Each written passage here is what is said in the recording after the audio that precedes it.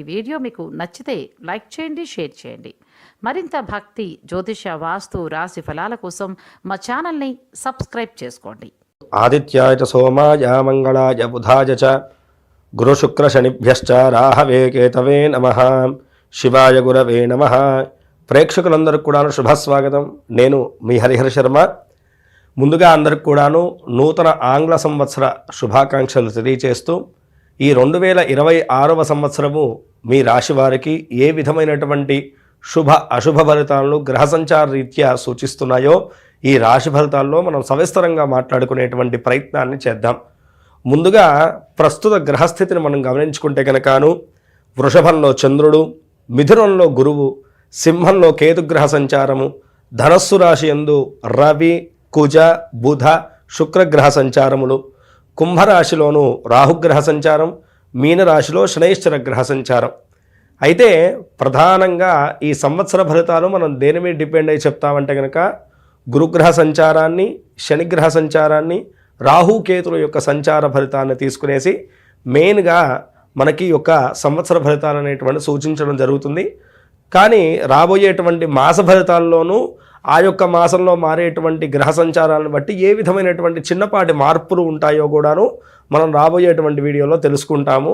అయితే ప్రధానంగా ఈ సంవత్సరం మనం చూసుకుంటే కనుక మనం మాట్లాడుకున్నటువంటి 4 గ్రహాల యొక్క సంచారాన్ని చూసుకుంటే కనుకను ప్రధానంగా గురుగ్రహ సంచారం అనేటువంటిది 26వ తారీఖు మే నెల 2026వ తారీఖున ప్రస్తుతం మిథున రాశిలో ఉన్నటువంటి బృహస్పతి గ్రహము కర్కాటక రాశిలోకి సంచారం జరుగుతుంది. అదేవిధంగా చూసుకుంటే కనుక శనైశ్వర భగవానుడి శని సంచారం అయితే కనుక ఈ సంవత్సరము మీనరాశిలోనే జరుగుతుంది. ఎటువంటి సంచార మార్పుళ్ళు కూడా లేదంటేను కొంచెం వక్రీభావ సంచారాలు ఇవన్నీ ఉన్నాయి, కానీ పెద్ద ఆ యొక్క రాశులు మారేటువంటి సంచారం మాత్రం ఈ సంవత్సరంలో శనైశ్వర గ్రహానికి సూచించట్లేదు. అదేవిధంగా రాహుకేతుల యొక్క సంచారం చూసుకుంటే కనుకను 3వ తారీఖు డిసెంబర్ నెల 2026న ప్రస్తుతము కుంభరాశిలో ఉన్నటువంటి రాహు మకర రాశిలోకి, ప్రస్తుతం సింహరాశిలో ఉన్నటువంటి కేతువు కర్కాటక రాశిలోకి సంచారం జరగడం జరుగుతుందన్నమాట. ఈ సంచారాలను బట్టి ఈ సంవత్సరము మీ రాశి వారికి కలగబోయేటువంటి శుభ అశుభ ఫలితాలు ఏ విధంగా సూచిస్తున్నాయో ఇప్పుడు మనం మాట్లాడుకుందాం.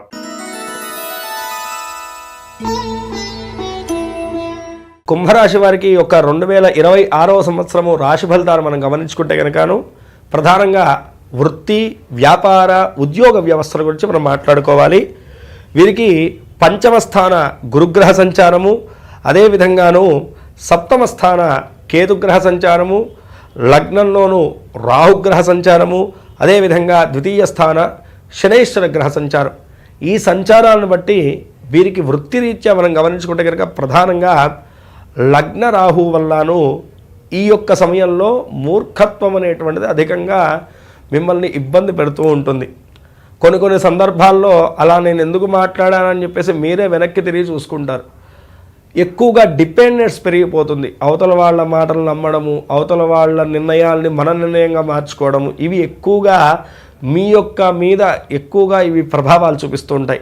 ఇవి ఎంత మేరకు మీరు వీటిని అవాయిడ్ చేస్తారో అంత శుభాలు మీకు చేకూరుతాయి. ఎక్కువగా అవతల వాళ్ళ యొక్క మాటలను నమ్మడము, అవతల వాళ్ళు సూచించినటువంటి ఆలోచన విధానానికి మీరు కట్టుబడి ఉండడము, ఇవి ఎప్పుడైతే మీరు ఫాలో అవుతారో అనవసరమైనటువంటి చిక్కు సమస్యలో మీరు ఇరుక్కోవడం మొదలు పెడతారు. అయితే మీ యొక్క పై అధికారుల యొక్క ఒత్తిడి మాత్రం ఖచ్చితంగా ఈ సంవత్సరం మీ మీద ఉన్నప్పటికి కూడాను మీ తెలివితేటలతోటి వాడిని అధిగమించగలుగుతారు. అయితే మిశ్రమమైనటువంటి ఫలితాలు సూచిస్తున్నప్పటికి కూడాను తొందరపాటు నిర్ణయాలు కానీ అనవసరమైనటువంటి ఆ యొక్క అసందర్భమైనటువంటి గొడవలు పెట్టుకోకపోవడం వల్ల మీ యొక్క వృత్తిరీత్యా మీరు స్థిరత్వాన్ని అయితే కనుక ఖచ్చితంగా ఈ సంవత్సరంలో పొందగలుగుతారు. అయితే ఇక్కడ మనం చూసుకుంటే కనుకను ఒక్క గురుబలం మినహాయించేసి ఈ సంవత్సరము ప్రధానమైనటువంటి గ్రహాల యొక్క బలం ఏది కూడాను మీకు అనుకూలించట్లేదు. కాబట్టి ఈ సంవత్సరం ఏంటంటే ఒడిదుడుకులైనటువంటి జీవితం అయితే కనుక వృత్తి జీవనంలో ఖచ్చితంగా ఉండబోతున్నది. కాబట్టి జాగ్రత్తను వహిస్తూ ఉండాలి. ఎప్పటికప్పుడు ప్రతి పనిలో కూడాను 1కి 4 సార్లు ఏం చేస్తున్నాము అనేటువంటి ఆలోచన విధానమైనటువంటి హోంవర్క్ చేసుకోకపోతే కనుక అనవసరమైనటువంటి ఇబ్బందులను అయితే కనుక ఖచ్చితంగా ఈ సంవత్సరం ఎదుర్కొంటారు. అయితే ఈ యొక్క సంవత్సరంలో ఏంటంటే కనుకను వృత్తిరీత్యా కన్నాను వ్యాపారస్తులకు చాలా అనుకూలంగా ఉండబోతుంది మొదటి భాగం. అయితే రెండో భాగంలోనూ ఉద్యోగస్తులకు కొంతమేరకు అనుకూలించబోతున్నది, వ్యాపారస్తులకు మాత్రం కొంతమేరకు ఇబ్బంది కలగబోతున్నది.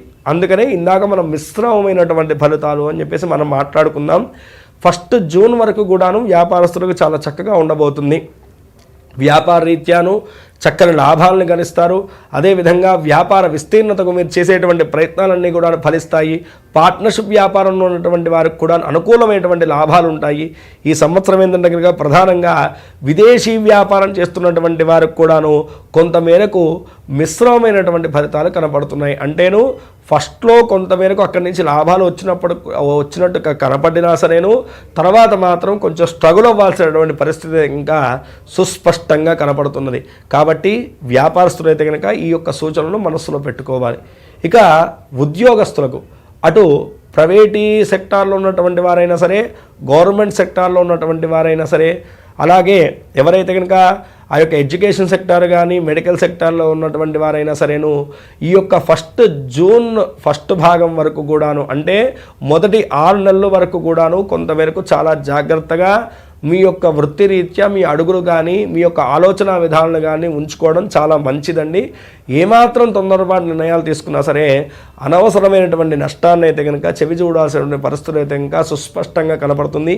ఉద్యోగ హాని కూడాను కనపడుతున్నది. కాబట్టి ఈ విషయాన్ని మనసులో చాలా బలంగా ఉంచుకోవాలి. అదేవిధంగాను ప్రధానంగా వ్యవసాయ రంగాల మీద ఎవరైతే కనుక వ్యవసాయ రంగంలోనూ డిపెండ్ అయి ఉన్నారో వాళ్ళ యొక్క వృత్తిరీత్యా కూడాను 1 జూన్ భాగం వరకు కూడా ఫస్ట్ భాగం ఏదైతే ఉంటుందో అది అంతగా అనుకూలించకపోయినా, లాభాలు చూపెట్టకపోయినా సరేను, తర్వాత జూన్ తర్వాత మాత్రం వీళ్ళకి చాలా అనుకూలంగా ఉండబోతుంది అని చెప్పేసి మనం మాట్లాడుకోవాలి. రియల్ ఎస్టేట్ రంగంలో ఉన్నటువంటి వారికి కూడా ఈ సంవత్సరం కొంతమేరకు అనుకూల వాతావరణం అయితే కనుక ఖచ్చితంగా గోచరిస్తూ ఉన్నది. రాజకీయ రంగంలో ఉన్నటువంటి వారికి కూడాను ఈ యొక్క సంవత్సరము అనుకూలమైనటువంటి వాతావరణం అయితే కనుక ఉండబోతుంది. ఇక ఎడ్యుకేషన్ వైజ్గా చూసుకుంటే కనుక ఈ సంవత్సరము ప్రధానంగా గురుబలం అనేటువంటిది అనుకూలించట్లేదు. కాబట్టి విద్యార్థులు మరింత శ్రద్ధతోటి ఏకాగ్రతతోటి ఈ యొక్క సంవత్సరము మీ యొక్క విద్యారంగంలోనూ వ్యవహరించాలి.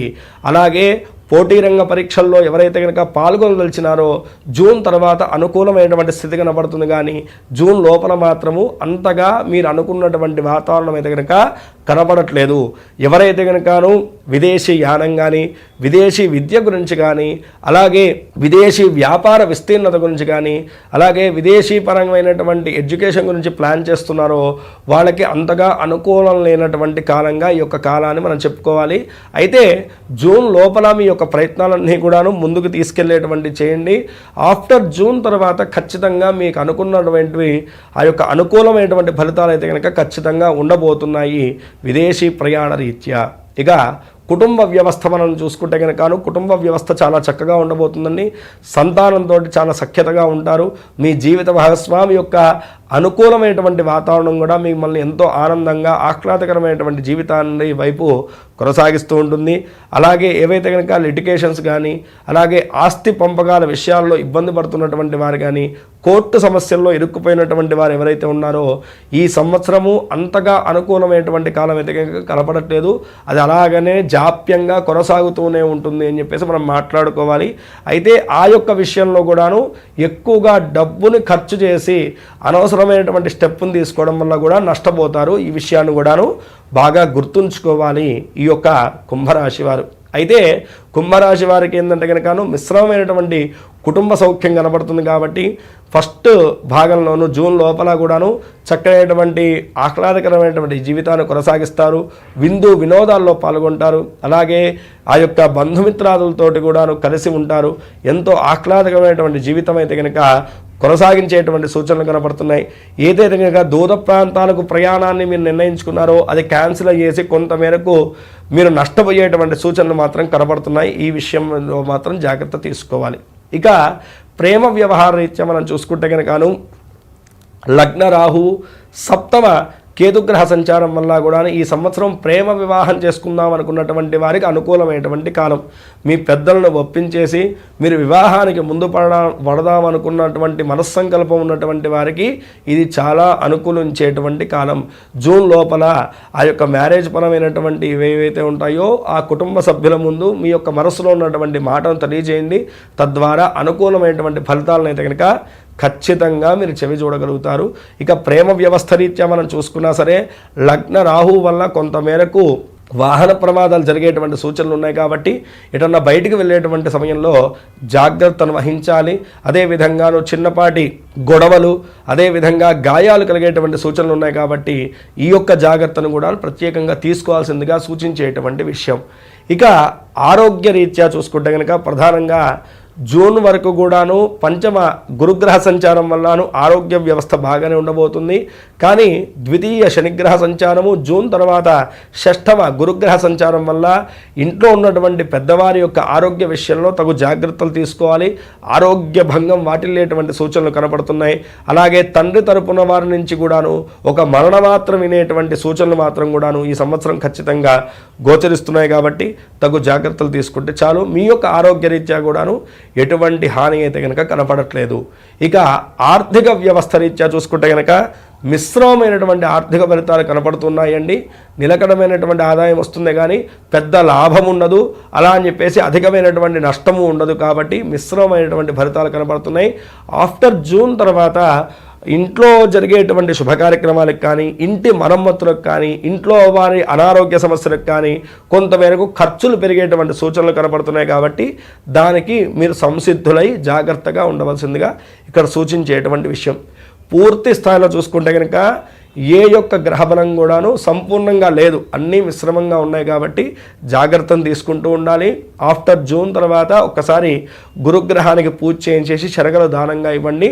ముందుగా ఈ యొక్క సంవత్సరం స్టార్టింగ్లోనే ఒక్కసారి శనికి రాహుకేతులకి జపశాంతులు చేయించడం అనేటువంటిది ఈ సంవత్సరం కలిగేటువంటి ఆ చిన్నపాటి ఇబ్బందులు కూడా కలగజేయకుండా మీకు భద్రతను చేకూరుస్తుంది.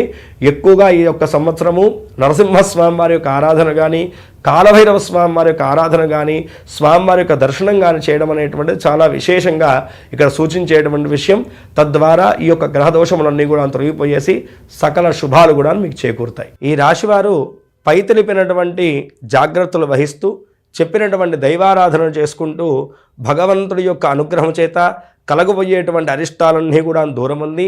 ఈ సంవత్సరం మీరు అనుకున్నటువంటి గోల్స్ అన్నీ కూడా చక్కగా నెరవేరి జీవితంలో ఉన్నతి సుఖ సంతోషాలు కలగజేయమని చెప్పేసి మనస్ఫూర్తిగా ఆ యొక్క భవానీ శంకరుడిని ప్రార్థన చేస్తూ సర్వే జనా సుఖినో భవంతు లోకా సమస్తాః సుఖినో భవంతు.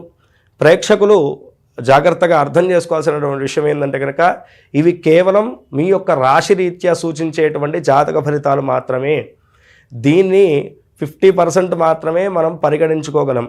మిగతా 50% ఫలితాలు కూడాను మీ యొక్క జాతక రీత్యాను ఏ విధంగా ఉందో దాన్ని బట్టి మాత్రమే సంపూర్ణమైనటువంటి ఫలితాలు అనేటువంటి నిర్ణయించడం జరుగుతుంది. ఎవరన్నా ఆసక్తి ఉన్నటువంటి వారు కింద స్క్రోల్ అవుతున్నటువంటి నెంబర్ని సంప్రదించడం వల్ల నా అపాయింట్మెంట్ దొరుకుతుందండి. మీ పర్సనల్ జాతకాన్ని కూడా క్షుణ్ణంగా నేను గమనించి మీకు తగినటువంటి పరిష్కార మార్గాన్ని నేను సూచించగలుగుతాను. స్వస్తి. వీడియో చూసినందుకు ధన్యవాదములు. ఈ వీడియో మీకు నచ్చినట్లయితే లైక్ బటన్ క్లిక్ చేయండి. మరిన్ని వీడియోలు పొందాలంటే దయచేసి సబ్స్క్రైబ్ చేయండి. మీ సూచనలు సలహాలు తప్పక తెలియచేయండి.